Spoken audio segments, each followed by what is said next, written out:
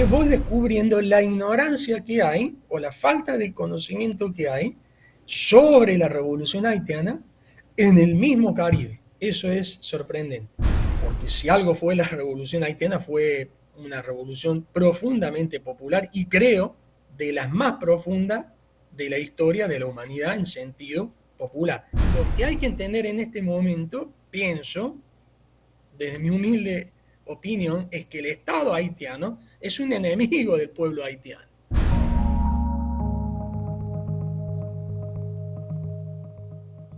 Haití siempre despertó el interés de los intelectuales de América Latina.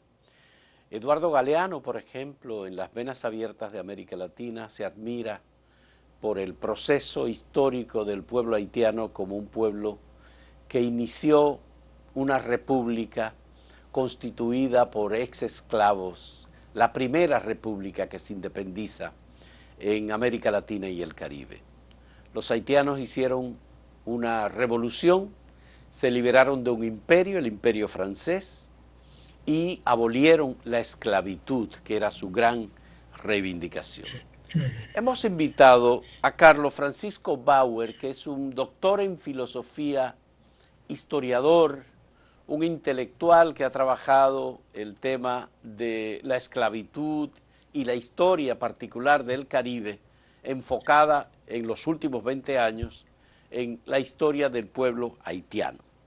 Y nos interesa conocer el punto de vista de Carlos Francisco Bauer sobre ese proceso y la constitución incluso del pueblo haitiano y los desastres que hubo, porque también los hubo debido a las trabas que impuso Francia como país a un pueblo que derrotó al ejército francés en 1804 y proclamó la República de Haití. De manera que muchas gracias a Carlos Francisco Bauer. Él es argentino, ha trabajado en Brasil, ha trabajado en muchos países de América Latina, tiene una larga experiencia, incluyendo la publicación de un libro sobre los intelectuales, junto con Fidel Castro, y muchas otras publicaciones que también ha hecho. Gracias, Carlos, bienvenido. Muchas gracias, Fausto, por la presentación, tus amables palabras.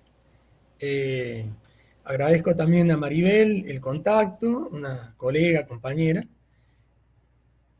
Y ¿Cómo te interesas por el seguimos. pueblo haitiano, Carlos? ¿Cómo te interesa por la historia del pueblo haitiano en esta zona del Caribe? Bueno, la verdad que fue un descubrimiento, digamos, epistémico como estudiante de historia, de filosofía, de teología en su momento, eh, por ser un tema tan importante y no enseñado en las currículas de historia, ni de filosofía, ni de teología, siendo profundamente y estando profundamente vinculado al proceso de evolución haitiana con esos campos. Esto ya hace más de 20 años. Y les comentaba más coloquialmente que fui descubriendo en ese proceso mi trabajo, porque obviamente no soy caribeño ni haitiano, pero tampoco pretendo tomar la voz del caribeño ni del haitiano. Sí acercar y establecer un diálogo crítico en los contenidos que se enseñan en el sur del continente, donde la voz haitiana, donde la voz caribeña no llega. Pero a la vez, con los grupos con los que trabajo, coordino grupos de haitianos en investigación, en extensión, les digo que también es importante incorporar los contenidos del sur. Y eso lo he ido viendo a lo largo de mis trabajos, de mis investigaciones, donde la voz del sur tampoco llega. Y para tener una visión integral de nuestra historia, es fundamental que estos horizontes culturales, hermanos, puedan, puedan vincularse. Por otro lado, también ha sido un descubrimiento para mí importante cuando mi trabajo, la huella de Haití en la historia universal, ese es uno de los proyectos que tengo en la universidad hace tiempo, huellas americanas en la historia universal, y una de las claves fundamentales es, de ese proyecto es la revolución haitiana. Ahora, cuando mi trabajo, la huella de Haití en la historia universal, otro camino para descolonizar la cultura, el Estado y la historia, gana un concurso muy importante en Cuba, eh, digamos, promocionado por el Ministerio de Cultura, el Instituto Cubano del Libro, que son instituciones revolucionarias, la Feria del Libro, en 2011, año de los afrodescendientes, declarado por la UNESCO. Decir, descubro allí, y los mismos cubanos me dijeron que la importancia del trabajo mío era traer a recordar lo que se había olvidado en la misma Cuba. Y lo que voy descubriendo también, y esto lo digo en un sentido no digamos, eh, verticalista ni nada de eso, sino que voy descubriendo la ignorancia que hay o la falta de conocimiento que hay sobre la revolución haitiana en el mismo Caribe. Eso es sorprendente. Me lo van corroborando los mismos colegas y los compañeros con los que voy teniendo contacto cotidianamente, porque es cotidiano, digamos, este Carlos, pero trabajo. ¿fue diferente la esclavitud en Haití a la esclavitud en Cuba, en República Dominicana, en Puerto Rico o en otros países de Centroamérica y México, por ejemplo? Haití Bueno, en distinto de principio, los demás. claro, hay trabajos voluminosos que tratan sobre lo que han sido las encomiendas, las haciendas, las facendas, porque incluso podemos ampliar el tema hacia el Brasil. Brasil. Sí. Los matices, los detalles son muy importantes, eh, y, digamos, no son de dejar de lado. Pero si entramos en ese tema, tenemos para hacer un seminario. Lo que sí se puede decir en términos generales, que el trabajo esclavo, y ese es un diálogo con el que comienzo mi trabajo, incluso en diálogo crítico con Marx, el trabajo esclavo fue el sujeto fundamental de la economía mundo, de ese iniciado sistema mundial que ya tiene 532 años. Entonces, ahí encontramos también eh, digamos, unos vectores que son comunes.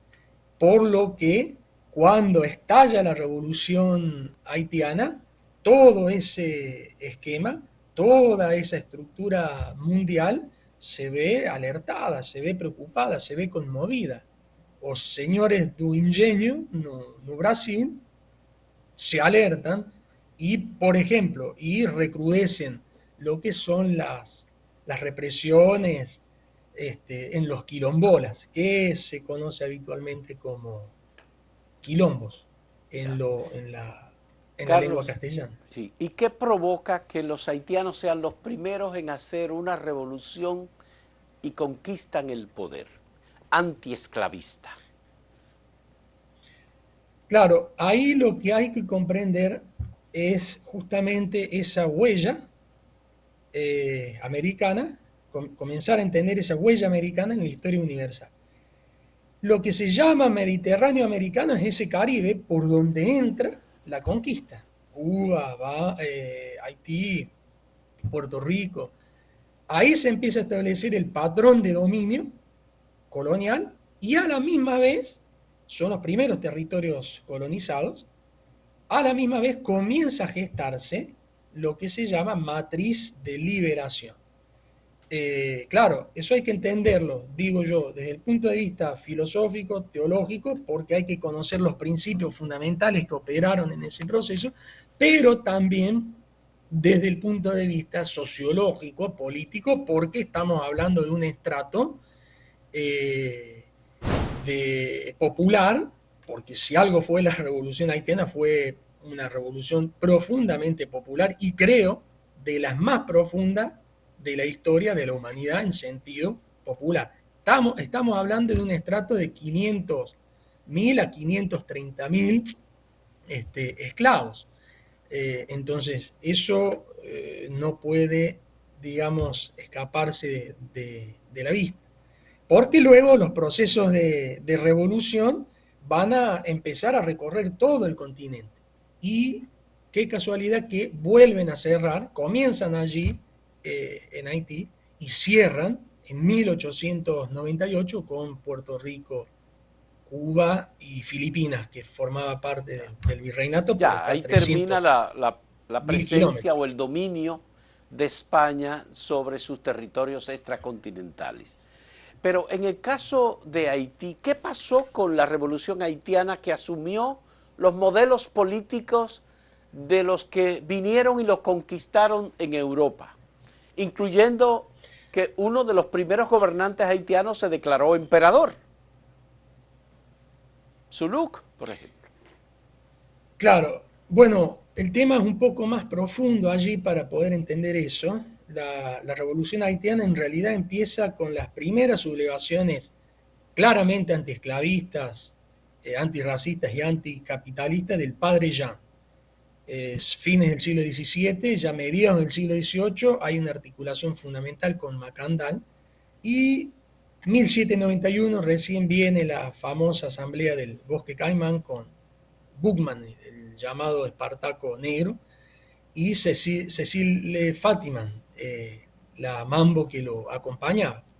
Bueno, ahí lo que se suele analizar con detenimiento es que, digamos, son esclavos que habían venido eh, del África, entonces tienen un contacto directo, podemos decir, desde el punto de vista antropológico, y antropológico cultural y antropológico filosófico, con lo que ha sido una de las principales filosofías y motores de esa revolución, que ha sido el vudú, en sentido teológico también.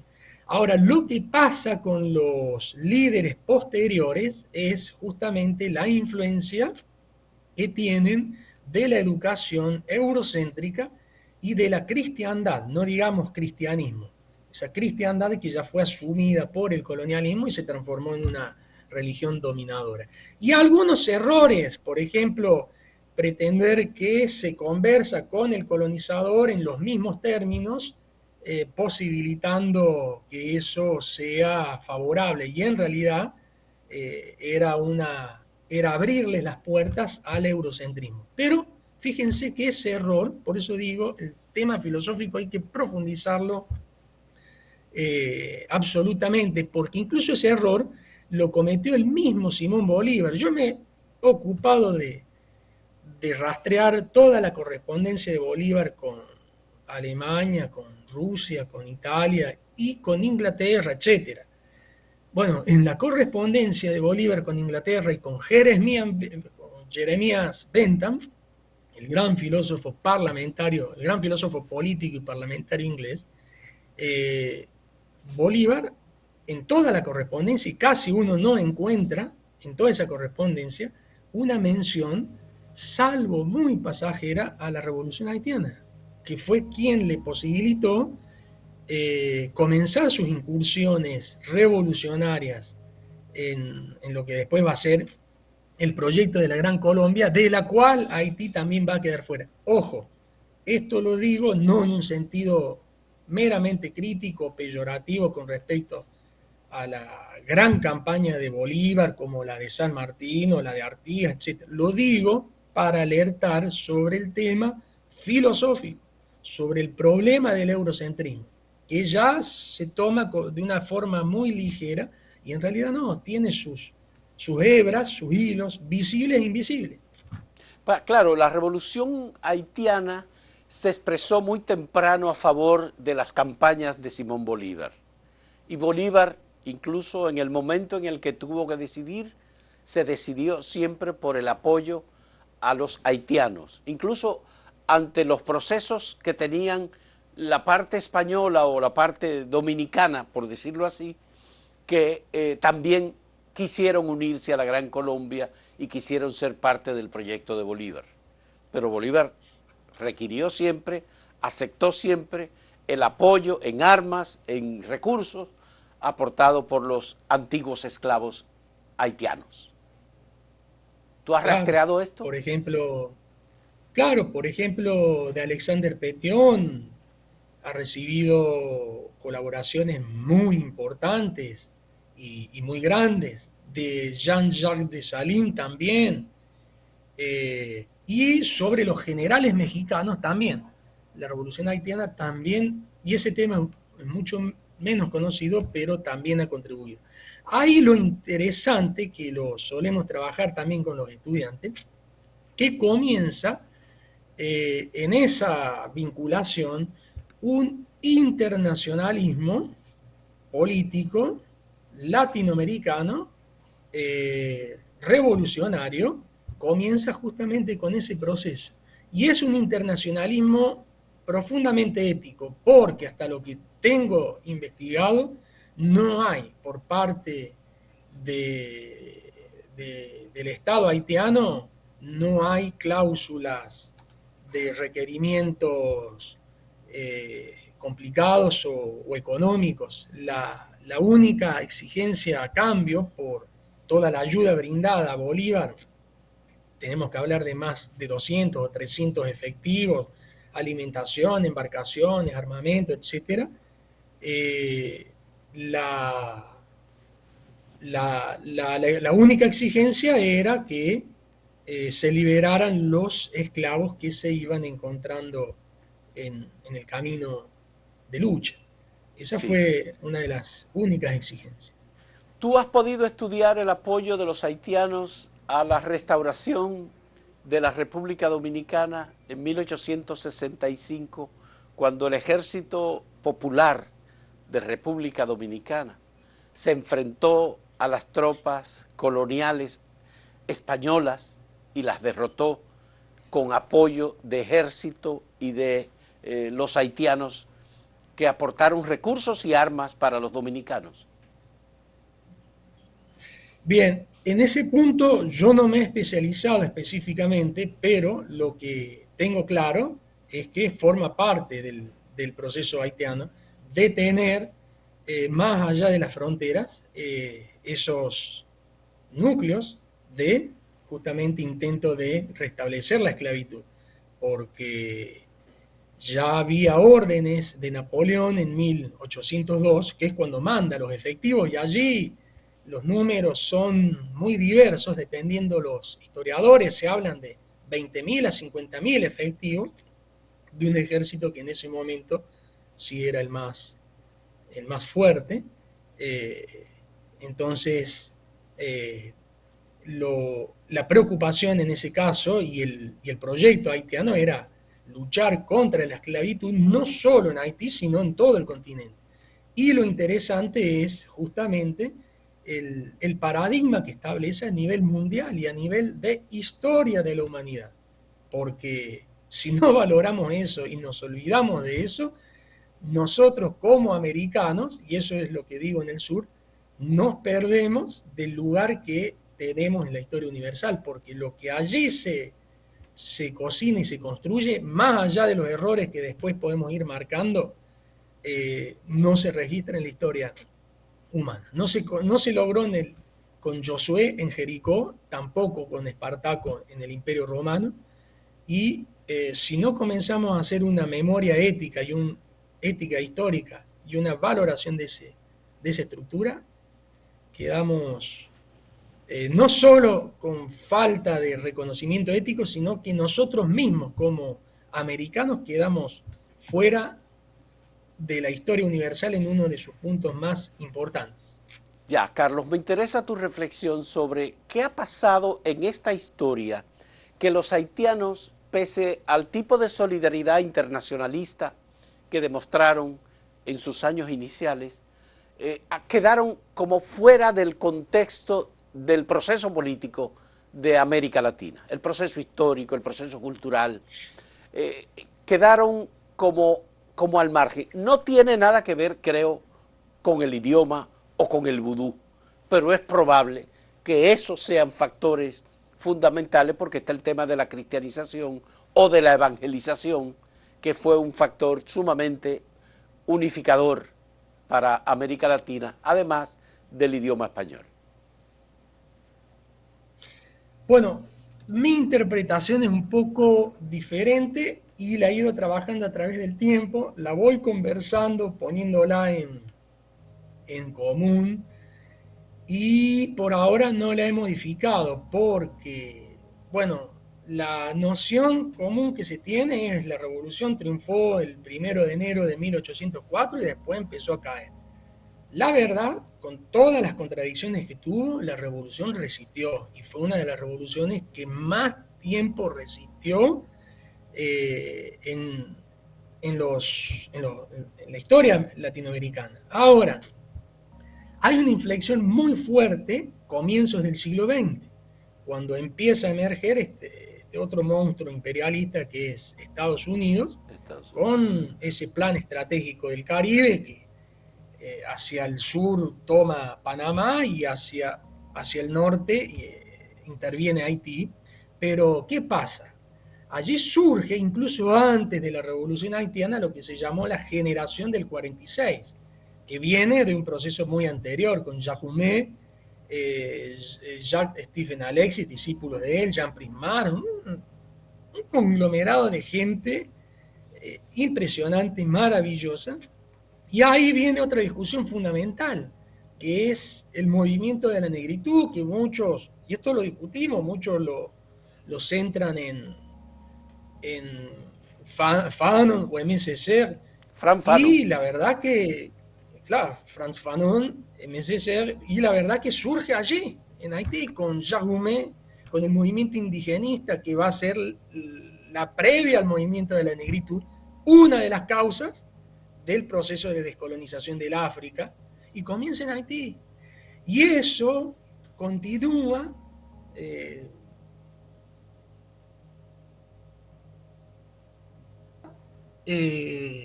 la dictadura de los Duvalier, que se intenta dar allí un tiro de gracia y por lo que tengo discutido, allí se comienza a construir realmente el Haití que conocemos hoy, golpe tras golpe. Pero fíjense, y esto se los digo en el sur, porque para también sacar esa idea del Haití que ha sido totalmente derrotado, pero escúchenme, digo, en su momento Jean Bertrand Aristide, un teólogo, también perteneciente a la teología de la liberación, reúne, así como Jacques Goumé, a principios del siglo XIX, reúne toda la tradición, reúne toda la historia, reúne parte de la filosofía, de la teología, etc. Con Jean Bertrand Aristide, en su primera elección en los años 91, Haití presenta batalla ante el peor de los neoliberalismos, ante la gran cantidad de países latinoamericanos que estaban arrodillados frente a ese neoliberalismo,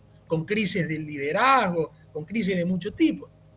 Y Aristide después ratifica en el año 2004, que viene la MINUSTAH. Bueno, año 91 comienzan en Haití los primeros mecanismos de tipo neocolonial al estilo de la MINUSTAH. Yo he evaluado una tesis de maestría que se ha dedicado justamente a ese tema, año 91 hasta el año 2004, que se instala la MINUSTAH, son, bueno, después la MINUYU y la BINU hacia el último, son todos mecanismos similares. Bueno, Haití presentó batalla a un alto nivel político y de liderazgo muy importante que no podemos verlo aisladamente, sino dentro de ese conjunto. Claro, creo que lo otro que hay que interpretar de los golpes sistemáticos y sucesivos que Haití recibe es el peligro para una modernidad, colonialidad imperial, un paradigma de ese tipo que se presenta justamente como, en realidad fue ese otro paradigma, Ya. este, Bueno, vamos a hacer, ético, realmente. sí, vamos a hacer una pausa, Carlos, y cuando retornemos, hablamos de ese proceso importante de la caída de la dictadura de Duvalier y la instalación de un gobierno democrático reivindicador de los gestos libertarios del pasado haitiano, con Jean-Bertrand Aristide y el fracaso de Aristide y todo lo que ha sucedido a partir de entonces. Volvemos en un momento.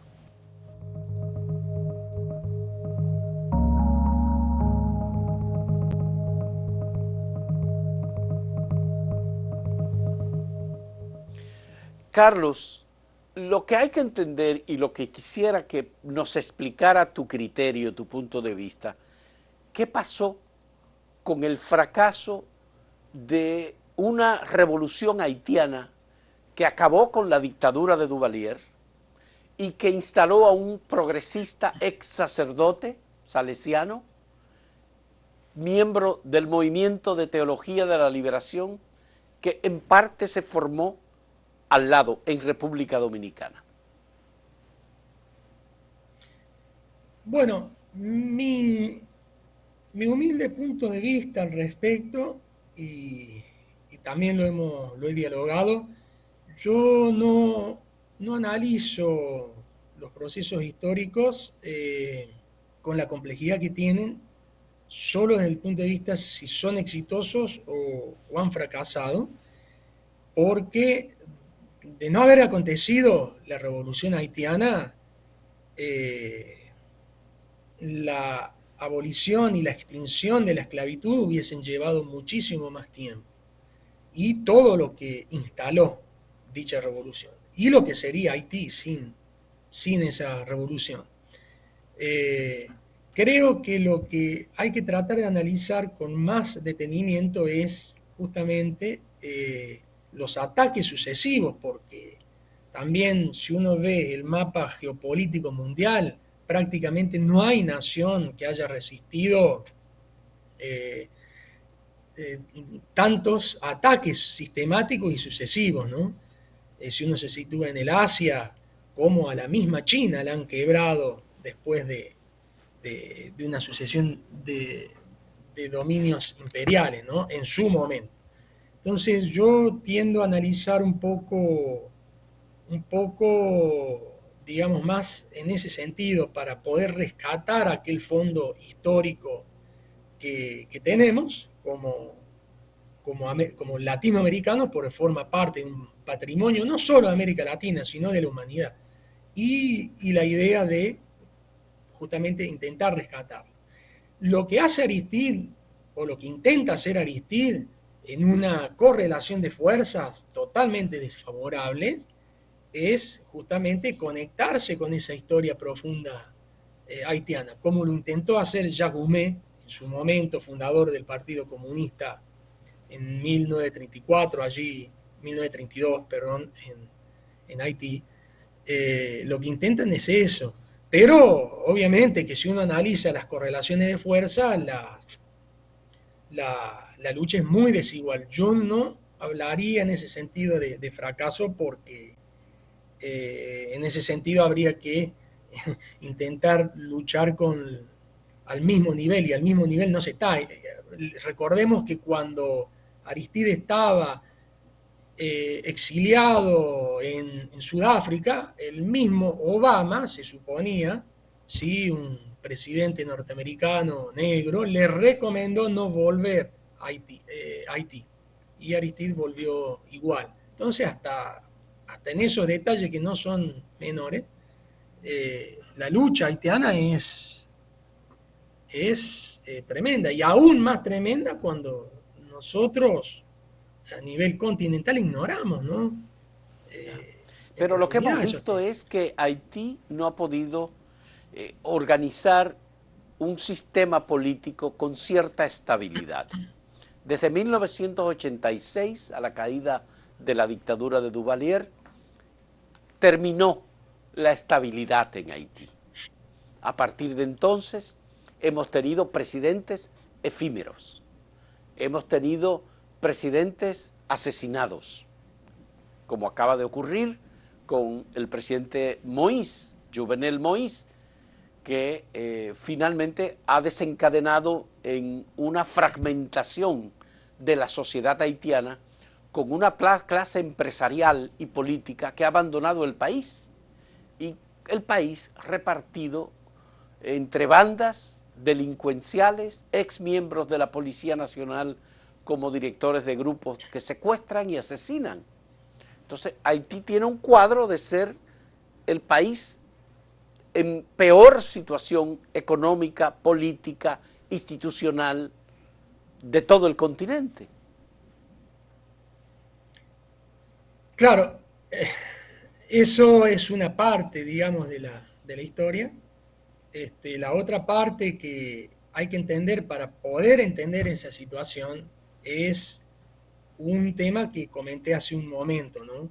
Los mecanismos neocoloniales sobre totalitarios porque a, a un proceso dictatorial no resuelto, que intentó resolver Aristide, el mismo gobierno de Aristide se ve intervenido.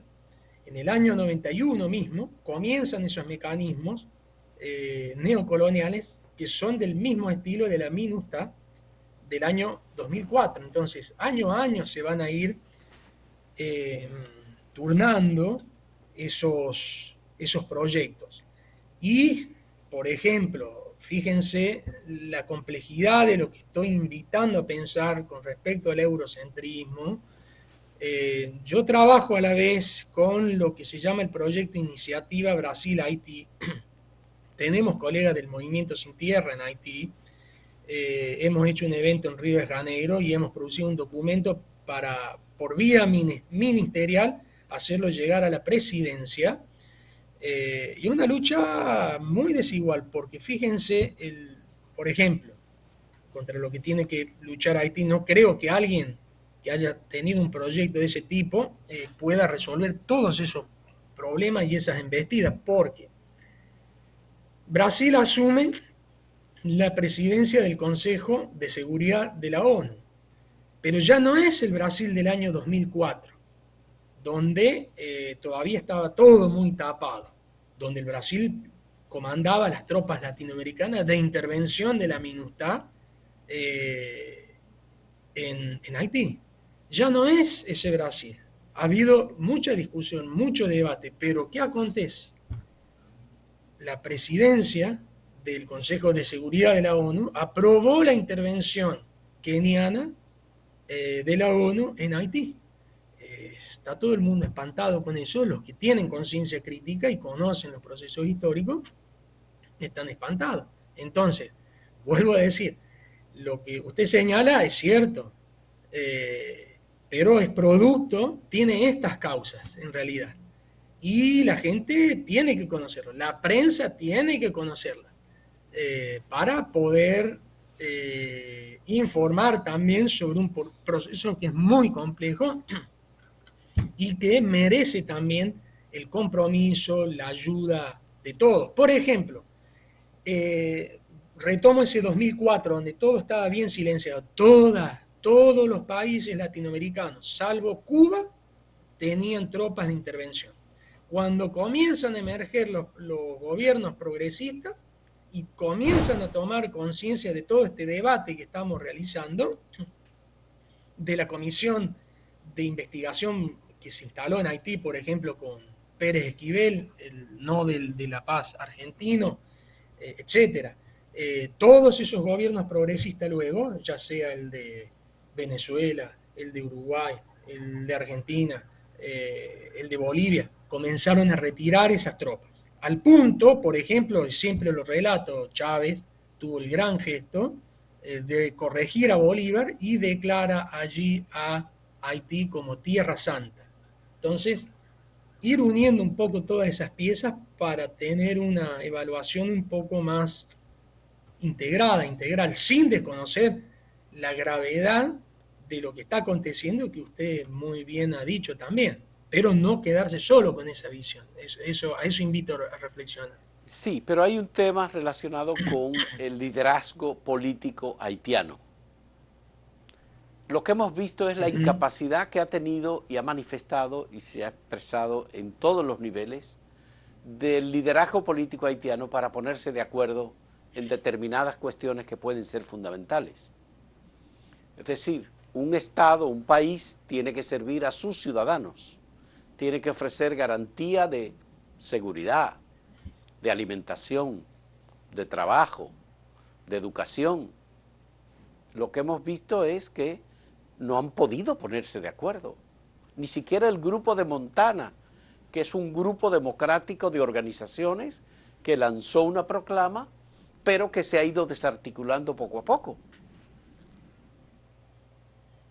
Claro, bueno, eh, a los pocos días del magnicidio de Jovenil Moïse, se comunicaron conmigo de un programa también de televisión para hacer una entrevista sobre el tema, fue extensa, pero creo que en ese sentido lo que hay que entender, uno lo tiene conversado también con colegas militantes o líderes populares, es que en estos momentos el Estado haitiano, sea Bonifaz, sea Jovenil Moïse o Ariel Henry, ahora que fue Ariel Henry fue ministro de Salud Salud, salud. Pública sí, sí, de salud Sí. pública en el tiempo del terremoto y no hizo prácticamente nada. Lo que hay que entender en este momento, pienso, desde mi humilde opinión, es que el Estado haitiano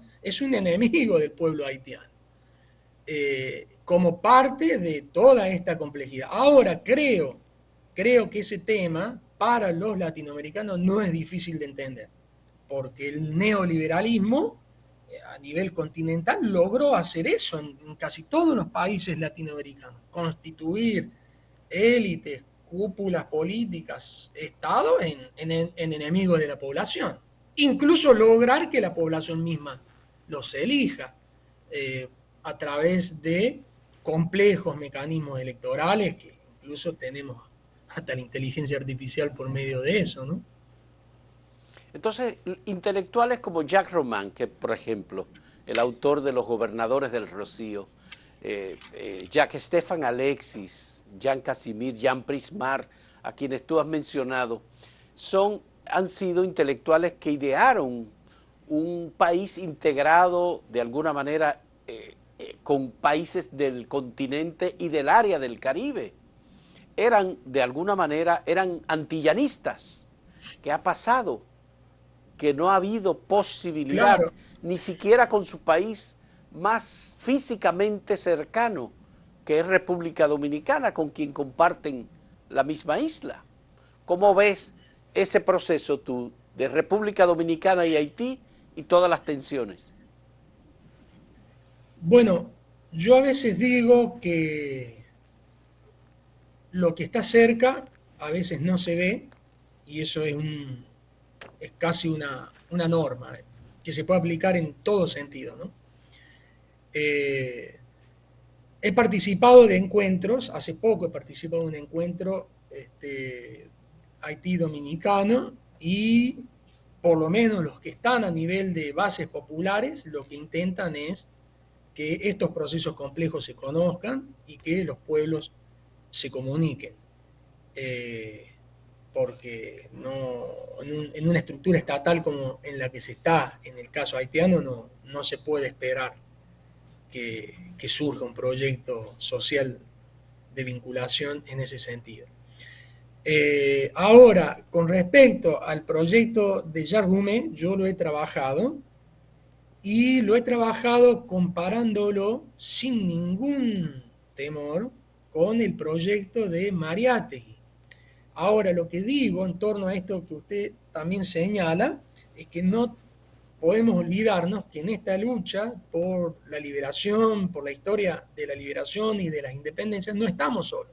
Tenemos enfrente a los enemigos más poderosos o a los imperios más poderosos que se han erigido en la historia. Entonces, ¿cómo sucede eso en un Perú que tiene un maestro que ha sido maestro de maestros, el propio Pablo Neruda reconoce a Mariátegui como un maestro de él y que con Mariátegui comienza a pensarse en la luz de liberación, lo tiene escrito Neruda eso, como en el Perú se olvida y se olvidó por mucho tiempo a Mariátegui y ha costado muchísimo tiempo rescatarlo. Mire, en el caso de Rumé, yo estoy proponiendo hacer un trabajo similar porque el proyecto de Rumé es aún más completo e interesante sin hacer comparaciones fastidiosas con el proyecto de Mariátegui. Jacques Rumé piensa una izquierda, un partido comunista, con carácter antropológico, y él se dedicó al tema. Fundó el Centro de Etnografía, de Etnología, hizo estudios antropológicos.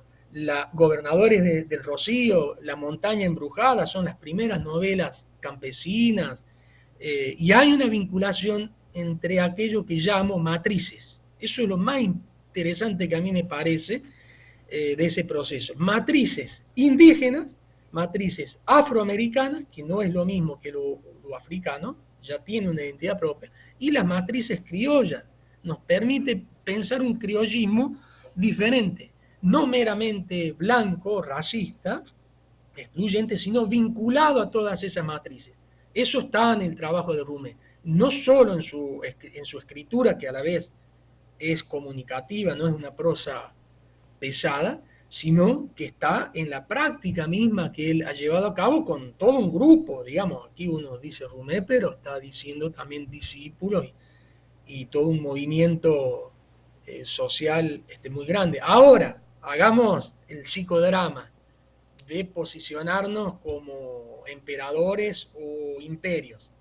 Es decir, un proyecto como ese, si uno fuese imperio, o como el de Mariatti, o como el de Carlos Astrada, que son contemporáneos en la Argentina, y no tiene que conocerse, tenemos que hacer lo posible y lo imposible para que no se conozca.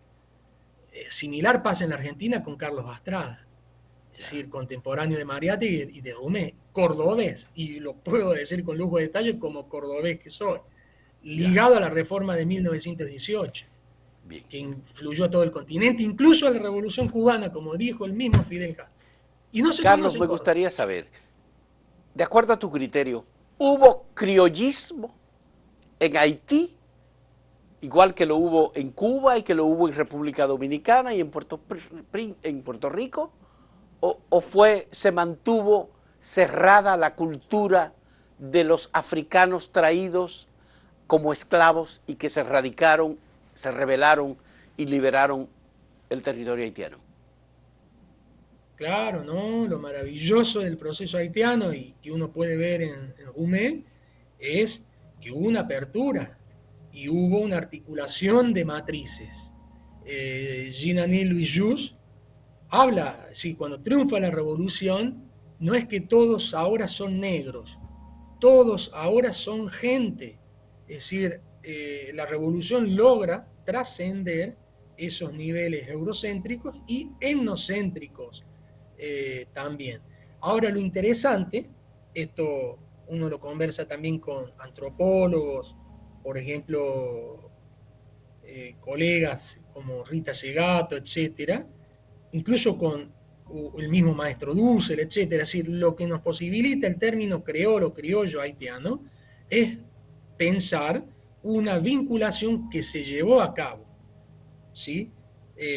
No es ese criollismo, como digo, etnocéntrico, cerrado y racista.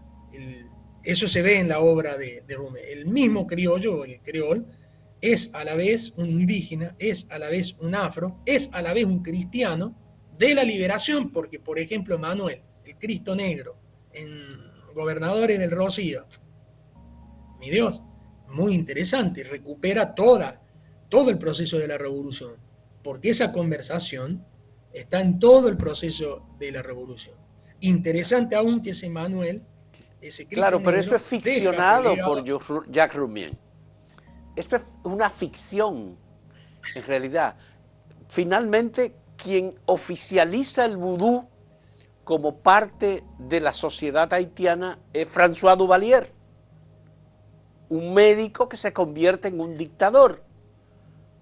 Entonces, todo esto lo vemos en los gobernadores del Rocío como parte de un proceso creativo, ficcionado, idealizado por Jacques Roman.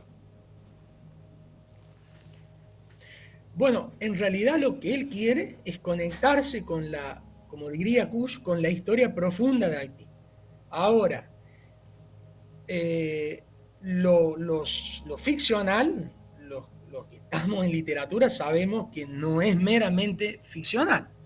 Sí. Eh, y analizando el proceso de la revolución haitiana, las vinculaciones de hecho se dieron entre esas matrices. Ahora, supongamos tal vez que cuando asume o cuando triunfa el Estado, la revolución y se funda el Estado independiente, eh, si, por ejemplo, hubiese podido presidir a ese proceso final Macandal o Bugman, tal vez podrían haber oficializado el vudú.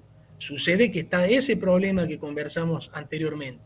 Los que tuvieron influencia del eurocentrismo y de la cristiandad dominadora, fueron reticentes a ese punto, muy reticentes, para mantener supuestamente un diálogo en pie de igualdad y no terminar de comprender, ahí sí hay una postura crítica con respecto interno con respecto a la revolución haitiana, no terminaron de comprender la profundidad de ese eurocentrismo.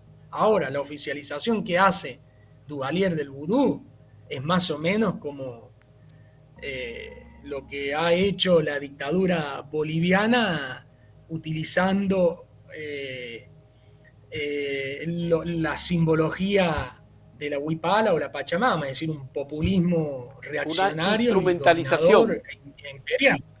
Claro, eso no, uno desde el punto de vista popular no lo puede considerar eh, Bien, con ese sentido de liberación, ¿no? bien.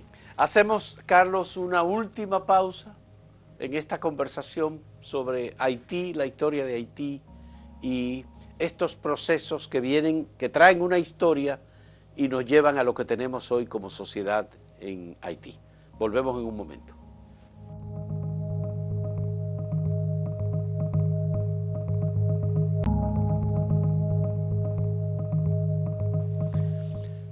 Carlos, me interesa tu reflexión sobre el vudú, la teología de la liberación como parte de una propuesta cristiana distinta de los haitianos, por ejemplo.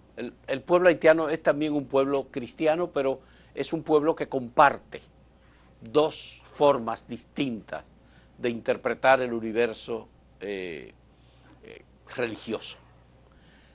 ¿Qué papel ha jugado el vudú como parte de estos procesos políticos que hemos vivido? Bueno, el papel ha sido fundamental y la idea que en principio transmito para que se entienda, porque esa práctica uno la hace en muchos auditorios, ¿qué es lo primero que se les viene a la cabeza cuando se dice la palabra vudú? Y son barbaridades y cosas que no tienen nada que ver en realidad con lo que ha significado esa dimensión. Yo digo, en principio, se tiene que interpretar como una filosofía y una teología de la liberación. Bueno, ha posibilitado, por ejemplo, que el proceso de la revolución haitiana eh, se geste y se lleve a cabo. Y posibilita que incluso el pueblo haitiano desde allí resista todos estos embates brutales, asimétricos absolutamente, resista hasta el día de hoy. Ha posibilitado realizar revoluciones internas dentro de un proceso revolucionario. Por ejemplo, a mí me quedó claro, y eso lo discuto con terapeutas especializados, ha posibilitado lo que uno puede decir una terapéutica de la liberación. Y eso nos interpela a todos, porque operar en un proceso de liberación pensando que uno tiene un par de ideas claras o algunos libros leídos es una irresponsabilidad muy grande. Lo que hicieron los esclavos con todos esos instrumentales, una vez que podían salir de las plantaciones y refugiarse, por ejemplo, en las cordilleras, como dicen ustedes, o las montañas de Bauruco, Sí. es recuperar la interioridad, la subjetividad destruida. Imagínense que eran deculturados del África, todo destruido, las familias, todos los vínculos, en un contexto que casi no tenían vinculación entre ellos. Nadie se imagina que una persona en esas condiciones sale con una claridad absoluta y opera en un proceso de liberación. Entonces, el vudú cumplió una función terapéutica interna, una revolución dentro de la revolución, recuperando la subjetividad y la intersubjetividad. Y hay comunidad porque hay subjetividad e intersubjetividad, si no, no hay comunidad en ningún lado. Y eso lo realizó, es uno de los grandes aportes. Y el otro gran aporte son muchos, uno sintetiza, el creol. Es decir, otra revolución dentro de la revolución, es decir, hacer un idioma con el cual todos se puedan comunicar. Y ese idioma, bueno, tiene una tonalidad predominante francesa, pero tiene partículas de muchos idiomas y, digamos, de muchos horizontes. Entonces, y siempre invito a repensar estas cosas porque nos hace repensar el presente en el que estamos de una manera muy profunda, muy, muy profunda. Y una cosa más quisiera agregar porque es mi lucha incluso dentro del sur. Hay cosas que las digo para los compañeros haitianos, caribeños, y lo digo también para el sur, porque es un debate mío de hace mucho tiempo con el maestro Dussel, incluso con Leonardo Boff, es decir, las máximas referencias en teología de la liberación, cómo puede ser que en la historia de la teología de la liberación, la teología de la revolución y la filosofía de la revolución, yo tengo un trabajo que distingue, específicamente que distingue esos niveles, haitiana, no estén incorporados. Entonces, a esto también llamo, vuelvo a decir, no es un mero reproche como uno hizo con Bolívar, como dije respecto a Bolívar. No son meras críticas, meros reproches. Estoy invitando a que en los ámbitos críticos más profundos se repiense el tema, porque no está registrado con profundidad, sistemáticamente y con seriedad.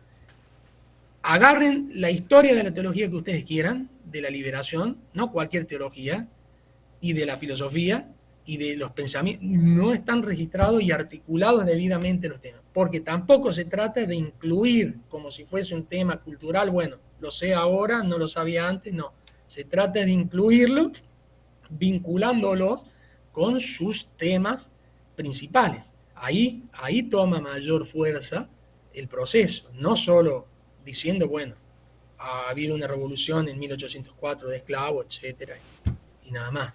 Ya. ¿Y cómo se ha Eso relacionado el es una... vudú con el catolicismo? Bueno, eso lo he trabajado también. Eh, ha habido una relación durante el proceso de la Revolución Haitiana. Eh, por ejemplo, hay relación y, como se dice, hibridación, más que mestizaje, puede ser ahí el término de omibaba, de hibridación, es decir, un mestizaje convergente, divergente, siempre en tensión, no se trata de una armonía ideal. Se ha dado, por ejemplo, entre el Legba y las principales simbologías cristianas, San José, eso está también registrado en el proceso de la Revolución Haitiana y Rumé también se ocupa de pensar y repensar el tema. Y eso está presente también en Aristín. Es decir, va recorriendo toda esa franja, toda esa linealidad. Pero bueno, no es un tema, no es un proceso ideal, tiene, como digo, ¿no? Creo que el término de omibaba nos ayuda a pensar esa Ya. hibridación, nos Sí. ayuda a pensar. La otra cuestión es que no vemos nunca el liderazgo consolidado en Haití. Mm. Un liderazgo de los obispos, por ejemplo, la conferencia episcopal, que pueda orientar, que pueda indicar un camino a seguir, como ha ocurrido en muchos otros lugares. Claro, yo creo que eso es deseable, por lo menos los que estamos hace tiempo trabajamos para intentar contribuir desde donde se esté para que esos liderazgos puedan consolidarse. el ámbito religioso tiene que formarse también, porque incluso dentro del ámbito religioso generalmente no se ve al vudú como una teología ni una filosofía de la liberación porque se lo desconoce.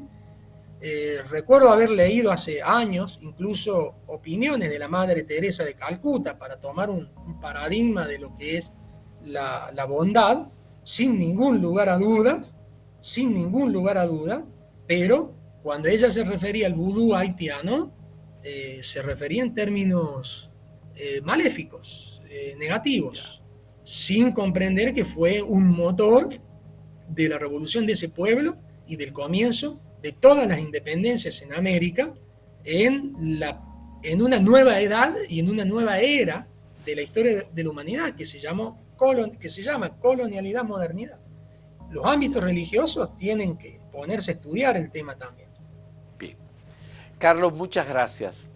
Muy agradecido de esta conversación contigo, Carlos Francisco Bauer, doctor en filosofía, historiador, que ha estudiado, nacido en Argentina, pero que ha vivido en todo el América del Sur y en Brasil. Un teólogo vinculado con Enrique Dussel, como ya él mismo ha dicho, con Leonardo Boff y con otros teólogos de la liberación. Muy agradecido por esta conversación contigo, Carlos. Muchas gracias. Muchas Y a los gracias, amigos televidentes Fausto. igualmente. ¿Sí? Ah, está. No, no, pensé que había terminado, disculpe. Muchas gracias, Fausto, y gracias al equipo que colabora y un saludo para su audiencia. Muchas gracias, Carlos. Hasta luego. Señores, muchas gracias a ustedes también por la compañía en este diálogo. Hasta luego.